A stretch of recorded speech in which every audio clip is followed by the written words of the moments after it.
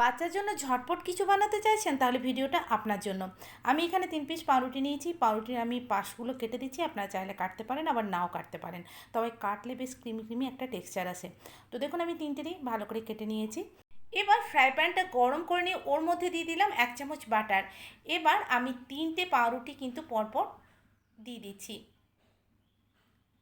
উপর থেকে আমি 1 কাপ দুধ অল্প অল্প করে দিতে থাকবো, দেখবেন আবার বেশি কিন্তু একসাথে ঢেলে দেবেন না, একটু একটু করে দিতে থাকবেন। আর যখন দেখবেন পাউডার ঠিক মতো টেনে নিয়েছে আর দুধ লাগবে না, ঠিক ততটাই কিন্তু আপনাকে দুধ দিতে হবে। তো আমার এখানে হাফ কাপ দুধ লেগেছিলো। এবার আমি ব্রেডটাকে পাল্টে দিচ্ছি। অপর পাটটা আমি মিনিটখানেক এভাবে ভেজে নিয়ে একটা প্লেটের মধ্যে নিয়ে উপর থেকে চকলেট সিরাপ আমি দিয়ে দিলাম। আপনারা এখানে মধু দিতে পারেন। তো 5 মিনিটে রেডি হয়ে গেল ভাইরাল মিল্ক ব্রেড রেসিপি। বাচ্চাদেরকে খাওয়ান, খুব খুশি হবে, আপনিও খুশি, বাচ্চাও খুশি।